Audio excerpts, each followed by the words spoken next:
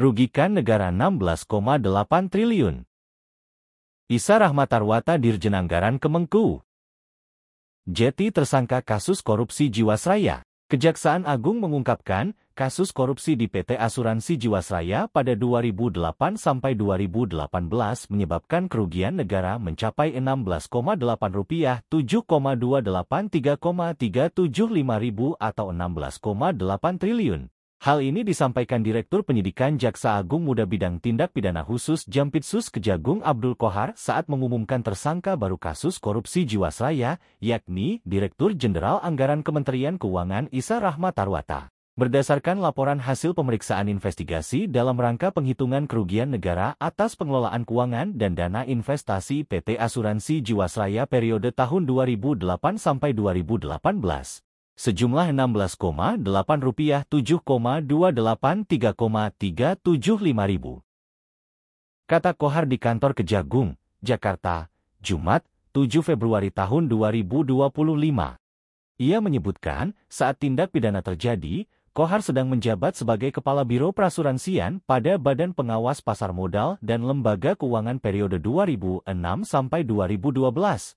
Qohar menjelaskan, kasus ini berawal pada Maret tahun 2009, PT Asuransi Jiwasraya AJS dihadapkan pada kondisi insolven atau dalam keadaan tidak sehat. Pada tanggal 31 Desember tahun 2008, terdapat kekurangan perhitungan dan pencadangan kewajiban perusahaan kepada pemegang polis sebesar Rp5,7 triliun. Berhubung PT AJS merupakan perusahaan milik negara dan usahanya berjalan di bidang asuransi jiwa dengan prinsip syariah. Menteri BUMN saat itu mengusulkan kepada Menteri Keuangan agar PT AJS mendapatkan tambahan modal sebesar Rp6 triliun dalam bentuk zero kupon bond dan kas untuk mencapai tingkat solvabilitas.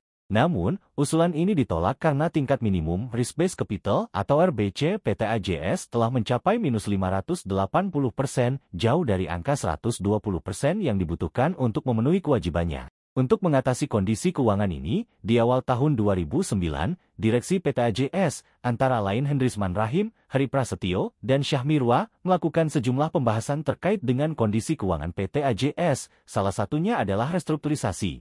Restrukturisasi ini merupakan imbas dari adanya kerugian sebelum tahun 2008, yakni adanya ketimpangan antara aset dan liabilitas kewajiban PT AJS terhadap pemegang polis minus sebesar Rp5,7 triliun.